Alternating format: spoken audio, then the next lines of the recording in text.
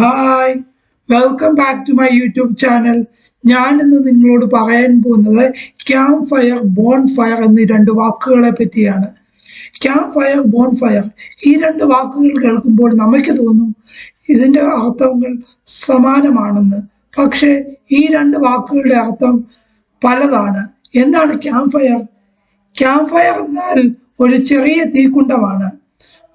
വെളിയിൽ നമ്മൾ ക്യാമ്പിങ്ങിനും back packing ട്രിപ്പിനും പോകുമ്പോൾ നമ്മൾ വെളിയിൽ വിറകും മറ്റു സാമഗ്രികളും വെച്ച് നിർമ്മിക്കുന്ന ഒരു ചെറു തീക്കുണ്ടമാണ് ക്യാമ്പ് ഫയർ.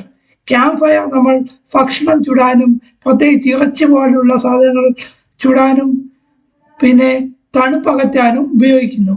അതേസമയം ബോൺ ഫയർ ഒരു വലിയ തീക്കുണ്ടമാണ്. അത് വലിയൊരു സ്ഥലത്താണ് ക്രമീകരിച്ചിരിക്കുന്നത്. അതേസമയം ക്യാമ്പ് ഫയർ ഒരു ചെറിയ സ്ഥലത്താണ് ക്രമീകരിച്ചിരിക്കുന്നത്. ചില ഉത്സവ അവസരങ്ങളിൽ ചില ആളുകൾ ചില രാജ്യങ്ങളിൽ ബോൺ ഫയർ നിർമ്മിക്കുകയും അതിനു ചുറ്റും നൃത്തമാടുകയും മറ്റു പരിപാടികൾ അവതരിപ്പിക്കുകയും ചെയ്യുക പതിവാണ്. Thank you for watching my YouTube channel.